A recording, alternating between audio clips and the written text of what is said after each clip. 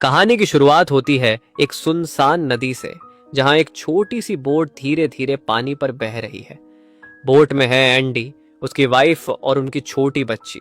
सफर बिल्कुल शांत दिखता है, लेकिन यह दुनिया अब पहले जैसी नहीं रही। रास्ते में एंडी को किनारे पर एक फैमिली दिखती है।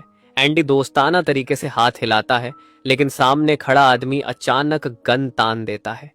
वो नहीं चाहता कि कोई उनके करीब आए, क्योंकि ये दुनिया अब खतरनाक हो चुकी है। एक ऐसा वायरस फैल चुका है जो इंसान को 48 घंटे में पूरी तरह ज़ॉम्बी बना देता है। एंडी अपनी फैमिली को लेकर आगे बढ़ जाता है, लेकिन प्रॉब्लम है, फूड खत्म होने वाला है। उसकी वाइफ काफी परेशान है, लेकिन एंडी उसे भरोसा दिलाता है कि वो सब संभाल लेगा। तभी उसे पानी में एक टूटी हुई बोट दिखती है।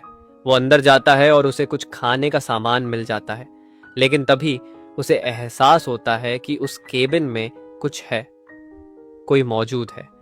एंडी खतरा महसूस करता है और जल्दी से सामान उठाकर वापस अपनी हाउस बोट पर लौट आता है। उसकी वाइफ खाना देखकर खुश हो जाती है। एंडी कहता है कि अब हमारे पास 2 से 3 महीनों का खाने का सामान है, लेकिन उसके वाइफ के मन की लालच पड़ जाती है। वो चुपके से उसी टूटी बोट में और सामान लेने चली जाती है, और जैसे ही वो बाहर निकलती है, कोई चीज उसे अंदर खींच लेती है। जब एंडी उसे देखता है तो उसका पैर पूरी तरह जख्मी होता है। एंडी समझ जाता है कि कुछ बहुत गलत हुआ है। उसकी वाइफ बताती है कि उसे उंगलियों जैसी किसी चीज ने काटा, यानी कि वो कोई ज़ॉम्बी था। एंडी के लिए यह बहुत बड़ा झटका है। एंडी कहता है कि उसके पास 48 घंटे हैं और वो किसी भी हालत में उसे डॉक्टर तक ले जाएगा। उसकी वाइफ मना करती है, लेकिन एंडी उसे खोने के डर से मानने को तैयार नहीं। इसलिए एंडी अपनी हाउस बोट छोड़कर फैमिली के साथ सड़क के रास्ते डॉक्टर ढूंढने निकल जाता है। रास्ते में उन्हें कई छोड़ी हुई गाड़ियां मिलती हैं। एंडी एक कार स्टार्ट कर लेता है और अपनी वाइफ व बेटी को लेकर आगे बढ़ता है, लेकिन थोड़ी ही देर में उसकी वाइफ पर वायरस का असर तेज होने लगता है। वो अब कभी भी ज़ॉम्बी बन सकती है। वह चाहती है कि एंडी उसे कार से उतार दे, ताकि एंडी और उनकी बेटी सुरक्षित रहें। पर एंडी उसे छोड़ने को तैयार नहीं होता। वो उसे समझाकर वापस सीट पर बैठा देता है। जैसे ही वे आगे बढ़ते हैं, अचानक एक ज़ॉम्बी कार के सामने आ जाता है। कार का बैलेंस बिगड़ता है और जोरदार एक्सीडेंट हो जाता है। टक्कर इतनी भयानक होती है कि एक लकड़ी एंडी की वाइफ के पेट के आर पार चली जाती है। एंडी भी घायल होकर बेहोश हो जाता है। जब होश आता है तो वो देखता है कि उसकी वाइफ के शरीर में पूरा इन्फेक्शन फैल चुका है। वो अब पूरी तरह ज़ॉम्बी बन चुकी है। लेकिन आखिरी होश में उसने कार के दरवाजे पर लिखा होता है, सेव हर, यानी अपनी बेटी को बचाना। एंडी अपनी बच्ची को उठाने के लिए पीछे हाथ बढ़ाता है, तभी उसकी वाइफ, अब ज़ॉम्बी, उसका हाथ काट लेती है। एंडी किसी तरह अपनी बेटी को बाहर निकालकर दूर ले जाता है। अपनी वाइफ को खो देने का दर्द और अपने हाथ में लगा इन्फेक्शन। उसके पास सिर्फ 48 घंटे बचे हैं। उसे नहीं पता कि इसके बाद उसकी बेटी का ध्यान कौन रखेगा। एंडी 48 घंटे का अलार्म सेट करता है। तभी उसे वही आदमी दिखाई देता है जो उनकी कार के सामने आया था। एंडी उसके पास जाता है और पाता है कि वो आदमी पूरी तरह इन्फेक्टेड है। तभी एक लड़की वहां पहुंचती है, जिसका नाम है थूमी। वो बताती है कि ये इन्फेक्टेड आदमी उसका पिता है। थूमी ने उसके मुंह को कपड़े से बांध रखा है, ताकि वह किसी को काट ना सके। फिर वो अपने हाथ को हल्का सा काटती है, खून पेड़ पर लगा देती है, और उसका इन्फेक्टेड पिता उस खून की तरफ खिंचकर पेड़ को चाटने लगता है। यानी थूमी इसी तरह अपने पिता को दिशा देती है और उसे काबू में रखती है। थूमी जहां जाती है, उसका इन्फेक्टेड पिता उसी दिशा में पीछा करता है। उधर एंडी अपनी बेटी को लेकर आगे बढ़ता है। चलते चलते एक स्ट्रीट लाइट चलती है, जिससे उसे एहसास होता है कि पास में कोई मौजूद है। वो एक पुराना स्कूल होता है। एंडी अंदर जाता है और वहां एक लेडी मिलती है, जो उसके जख्मों पर मरहम लगाती है और कहती है कि वो रात भर स्कूल में रुक सकता है। रात को एंडी बाहर देखता है कि कुछ आदिवासी लोग आग जलाकर इकट्ठा हुए हैं। उनमें एक औरत थूमी थूमी पुकार रही होती है। वो वही औरत है, थूमी की माँ, जो अपनी बेटी को ढूंढ रही है। उधर थूमी को दिखाया जाता है कि उसने अपने इन्फेक्टेड पिता को जमीन में गाड़ कर छुपा रखा है, ताकि कोई उसे देख न ले, क्योंकि आदिवासी लोग हर इन्फेक्टेड इंसान को तुरंत मार देते हैं। थूमी अपने पिता से बेहद प्यार करती है और उसे जिस हालत में वो है उसी हालत में बचाना चाहती है।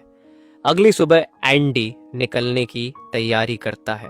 वो ज्यादा देर रुक नहीं सकता क्योंकि वह खुद इन्फेक्टेड है और जल्द उसकी हालत बिगड़ जाएगी। वो अपनी बेटी को इस लेडी के पास भी नहीं छोड़ सकता क्योंकि लेडी की सेहत बहुत खराब है। जाते वक्त लेडी एंडी को एक फोटो दिखाती है, थूमी और उसके पिता की। वो कहती है कि थूमी अपने पिता से बहुत प्यार करती है। अगर एंडी सच में अपनी बेटी को एक दूसरा मौका देना चाहता है तो उसे चाहिए कि वह थूमी को ढूंढकर अपनी बेटी को उसके हवाले कर दे। एंडी स्कूल से निकल पड़ता है। आगे उसे एक गाड़ी दिखाई देती है, लेकिन जैसे ही वो दरवाजा खोलने वाला होता है अचानक गोलियों की आवाज आती है। वो देखता है कि सामने एक आदमी जमीन पर गिरा हुआ है। असल में वो गोलियां एंडी पर नहीं बल्कि उसके पीछे आ रहे एक ज़ॉम्बी पर चला रहा था। वो आदमी एंडी से कहता है कि गोली की आवाज से बहुत जल्दी और इन्फेक्टेड यहां आ जाएंगे, उसे फौरन यहां से निकालो। वो एक बड़े सिलेंडर के नीचे दबा होता है। एंडी गाड़ी की मदद से सिलेंडर को खींचकर हटाता है और उसे आजाद कर देता है। एंडी और वो आदमी वहां से निकल जाते हैं। वह आदमी जिसका नाम विक है उन्हें अपने घर ले आता है जहां उसकी वाइफ भी रहती है। ये घर पूरी तरह सुरक्षित है, ज़ॉम्बीज़ यहां तक नहीं पहुंच पाते। विक एंडी को अपने साथ एक जगह ले जाता है। वहां एंडी देखता है कि बहुत सारे इन्फेक्टेड लोग एक केज के आसपास जमा हैं। विक कहता है कि हमें इन्हें मारना है और दोनों मिलकर उन सभी इन्फेक्टेड का शिकार कर देते हैं। लेकिन जब वे केज के पास पहुंचते हैं एंडी हैरान रह जाता है। अंदर थूमी बंद है। एंडी पूछता है कि ये क्या है तो विक कहता है कि बिना चारा डाले मछली नहीं पकड़ी जाती, यानी कि वो जानबूझकर इन्फेक्टेड लोगों को फंसाता है, उन्हें मारता है और उनके पास मौजूद कीमती चीजें जमा करता है ताकि दुनिया दोबारा नॉर्मल होने पर वो अमीर बन सके। एंडी को ये सब बहुत गलत लगता है, लेकिन विक उसे कहता है थूमी के बारे में मत सोचो, अपनी बेटी के बारे में सोचो। विक ने एक और बूढ़े आदिवासी को भी पिंजरे में कैद किया होता है। दोनों घर वापस आते हैं। रात को एंडी अपनी बेटी को पालने में सुलाकर बाहर जाता है। वो अपनी जान देने की सोच रहा होता है क्योंकि वो इन्फेक्टेड है। तभी विक की वाइफ उसे रोकने आ जाती है। वो कहती है कि एंडी की बेटी यहाँ सुरक्षित नहीं है। वो बताती है कि विक उसका असली हस्बैंड नहीं, विक ने उसके असली पति को मार दिया था। वो एंडी को कहती है कि अगर वो अपनी बेटी को बचाना चाहता है तो उसे यहाँ से ले जाए। एंडी बताता है कि उसके पास 20 घंटे बचे हैं। वो कहता है कि रास्ते में उसे नदी किनारे एक फैमिली दिखी थी, वो उन्हें वहां छोड़ सकता है। लेकिन तभी विक पहुंच जाता है और एंडी को उसी केज में बंद कर देता है जिसमें उसने थूमी को रखा था। शुरू में थूमी एंडी से डरती है, लेकिन एंडी उससे कहता है कि उसे डरने की जरूरत नहीं, वो उसे नुकसान नहीं पहुंचाएगा। अब दोनों को किसी भी तरह यहां से निकलना है। एंडी एक चेन से मांस का टुकड़ा बांधता है और चेन का दूसरा सिरा केज के दरवाजे पर लपेट देता है। फिर वो मांस का टुकड़ा दूर फेंक देता है। सारे इन्फेक्टेड उस टुकड़े पर टूट पड़ते हैं। चेन खिंचती है और केज का दरवाजा खुल जाता है। एंडी और थूमी भागते हुए विक के घर पहुंचते हैं। एंडी अपनी बेटी और विक की वाइफ लोरेन को लेकर बाहर निकलता है। तभी विक की आंख खुल जाती है। वो एंडी को गोली मारने ही वाला होता है कि लोरेन बीच में आ जाती है। गोली उसे लगती है और उसकी मौत हो जाती है। एंडी अपनी बेटी और थूमी के साथ वहां से भाग निकलता है। विक उनका पीछा करता है, लेकिन तीनों एक जगह छुप जाते हैं और विक मायूस होकर वापस लौट जाता है। अगली सुबह थूमी उस पेड़ के पास पहुंचती है जहां उसने अपने पिता को छुपाया था। वो देखती है कि उसका पिता लकड़ियों में फंसे हुए मर चुके हैं। अपने पिता की मौत देखकर थूमी टूट जाती है। एंडी उसे समझाने की कोशिश करता है कि उसके पिता पहले ही मर चुके थे, वो सिर्फ इन्फेक्शन की वजह से चल रहे थे, लेकिन थूमी उसकी कोई बात नहीं सुनती। एंडी चाहता है कि थूमी उसके साथ नदी किनारे चले जहां उसने वो फैमिली देखी थी, लेकिन थूमी मना कर देती है। एंडी अपनी बेटी को लेकर अकेला ही निकल जाता है। घड़ी देखने पर एंडी को पता चलता है कि उसके पास सिर्फ 9 घंटे बचे हैं। उसे 9 घंटों में रिवर बैंक तक पहुंचना है, लेकिन अचानक उससे दौरा पड़ता है। वो बेहोश हो जाता है। जब होश आता है तो उसकी बेटी गायब होती है। असल में थूमी ने उसे उठा लिया था। अब थूमी खुद एंडी की बेटी को सुरक्षित रखना चाहती है, इसलिए वो दोनों को लेकर सफर पर निकल पड़ती है। थूमी जंगल के सभी रास्तों को जानती है, इसलिए वो एंडी को बहुत जल्दी नदी किनारे पहुंचा देती है। एंडी उस जगह पहुंचता है जहां उसने पहले फैमिली देखी थी, लेकिन अब उनका लीडर ज़ॉम्बी के काटने से इन्फेक्टेड होने वाला होता है। वो एंडी को गन दिखाता है, कहता है इसमें 6 गोलियां हैं, 4 मेरी फैमिली के लिए।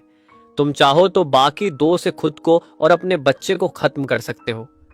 एंडी उसे ऐसा करने से रोकता है। वो कहता है मैं अपनी फैमिली को ऐसी जगह नहीं छोड़ सकता जहां कोई सुरक्षित नहीं है। एंडी अपनी बेटी को लेकर आगे बढ़ जाता है। तभी पीछे से 3 गोलियों की आवाज आती है। वो आदमी अपनी फैमिली को मार देता है और फिर खुद को भी। एंडी उस गन को उठा लेता है। अब उसमें 2 गोलियां बची हैं। उसे समझ नहीं आता कि आगे क्या करना है। उधर थूमी उस फैमिली के टेंट के अंदर होती है जहां पूरी फैमिली ने खुद को मार लिया था। जब थूमी एंडी का बैग देखती है तो अंदर से उसे वही फोटो मिलती है, वही फोटो जो उस बीमार औरत ने एंडी को सबसे पहली बार दी थी। इस फोटो में थूमी, उसके पिता और उसकी फैमिली होती है। फोटो देखते ही थूमी का भरोसा एंडी पर पहले से भी ज्यादा मजबूत हो जाता है। वो एंडी के पास आती है और कहती है मैं अपने लोगों के पास वापस जाना चाहती हूँ, क्या तुम मेरे साथ चलोगे? एंडी हाँ कह देता है। थूमी उसे दूर उठते हुए धुएं की ओर इशारा करके बताती है मेरे लोग वहीं हैं। तीनों, एंडी, उसकी बेटी और थूमी, रेलवे ट्रैक वाले सुरंग से होते हुए आगे बढ़ने लगते हैं। चलते चलते उन्हें सामने विक दिखाई देता है। विक ने उन्हें नहीं देखा होता, इसलिए एंडी जल्दी से थूमी और अपनी बेटी को पास खड़ी एक कार के अंदर छिपा देता है और खुद उन ज़ॉम्बीज़ की लाइन में जाकर खड़ा हो जाता है जिन्हें विक ने बांध रखा था। विक एक एक करके सब ज़ॉम्बीज़ को मार रहा होता है। जैसे ही वो एंडी के पास आता है, एंडी मौका देखकर रिवॉल्वर निकालता है और उस पर हमला करने की कोशिश करता है। दोनों के बीच जोरदार हाथापाई होती है, लेकिन विक एंडी से रिवॉल्वर छीनकर उसी को गोली मार देता है। इसके बाद वो कार के पास पहुंचता है जहां थूमी और एंडी की बेटी छिपी होती है। विक थूमी को कार से घसीटकर बाहर फेंक देता है। वो ट्रक पर गिरकर बेहोश हो जाती है क्योंकि उसके सिर से लगातार खून बह रहा होता है। फिर वो एंडी की बेटी को गोद में उठाकर एक तरफ जाकर बैठ जाता है। एंडी किसी तरह उठकर उसके पास पहुंचता है और कहता है मेरी बेटी मुझे वापस दे दो। विक गुस्से में चिल्लाता है तुमने मेरी लॉरेन को मुझसे छीना था, अब मैं तुम्हारी बेटी को तुमसे छीनूंगा। एंडी जवाब देता है लॉरेन कभी तुम्हारी थी ही नहीं। ये बात सुनकर विक एक पल के लिए रुक जाता है। उसे एहसास होता है कि एंडी सही बोल रहा है। अंदर ही अंदर वह गिल्ट में था और आखिरकार वो एंडी की बेटी उसे वापस दे देता है। अब थूमी, एंडी और उसकी बेटी फिर से आगे बढ़ते हैं, लेकिन थूमी चल नहीं पा रही होती। उसके सिर का घाव गहरा है और बहुत खून बह रहा है। एंडी उसे संभालते हुए कहता है अगर तुम बेहोश हो गई तो हम अपनी मंजिल तक कभी नहीं पहुंच पाएंगे। वो उसे हिम्मत देता है और वे धीरे धीरे रास्ते पर आगे बढ़ते हैं। एक जगह एंडी फिर से बेकाबू होकर दौड़ने लगता है, लेकिन बेटी की आवाज सुनकर वो खुद को संभाल लेता है। अब उसकी हालत बहुत खराब हो चुकी है और वो ज्यादा दूर तक नहीं चल पाता। एंडी घुटनों के बल गिर जाता है। वह थूमी से धीमी आवाज में कहता है तुम वादा करो मेरी बेटी का हमेशा ख्याल रखोगी। थूमी उसकी आंखों में देखकर कहती है मैं वादा करती हूं। एंडी समझ चुका है कि उसका आखिरी समय आ गया है। वह अपनी बेटी को प्यार से माथे पर चूमता है और थूमी से वह बॉक्स मांगता है जिसमें हाथों को बांधने वाला फंदा रखा होता है। इसी के साथ दूसरी तरफ दिखाया जाता है कि जहां धुआं उठ रहा था वहां थूमी की मां और उसका कबीला ज़ॉम्बीज़ को मारकर जला रहा है। उसी वजह से वहां इतना धुआं था और तभी धुएं को चीरते हुए एंडी बाहर आता है। उसकी पीठ पर उसकी बेटी और थूमी दोनों लटके हुए होते हैं। एंडी अब पूरी तरह ज़ॉम्बी बन चुका है, लेकिन फिर भी अपने परिवार को बचाने के लिए चल रहा है। दरअसल एंडी ने थूमी को एक लकड़ी का टुकड़ा दिया था जिस पर मांस बंधा था। वो जानता था कि ज़ॉम्बी मांस की ओर खींचते हैं, इसलिए थूमी जिस दिशा में मांस को घुमाती एंडी उसी दिशा में आगे बढ़ता चला जाता है। इस तरह तीनों आखिरकार कबीले की सुरक्षित जगह तक पहुंच जाते हैं। थूमी एंडी का हाथ पकड़े होती है, भले ही अब वो पूरी तरह ज़ॉम्बी बन चुका है। कबीले वालों को एंडी को मारना ही होगा। एंडी ने पहले ही अपने मुंह में लकड़ी ठूंस ली थी ताकि वह चाहकर भी किसी को काट ना सके। कबीले वाले उसे भाले से मार देते हैं, पर पूरी इज्जत और सम्मान के साथ। थूमी और उसकी माँ एंडी की बेटी को अपने साथ रख लेते हैं, उसे अपना परिवार मानकर। एंडी ने अपनी बेटी के पेट पर उस हॉली चौक से थैंक यू लिखा होता है, जो उन्हीं के कबीले की पवित्र राख थी। अंत में दिखाया जाता है कि एंडी की बेटी को वे लोग कबीले में शामिल कर लेते हैं और एंडी का अंतिम संस्कार भी थूमी के पिता की तरह सम्मान के साथ करते हैं। इसी के साथ इस भावुक कहानी का अंत हो जाता है।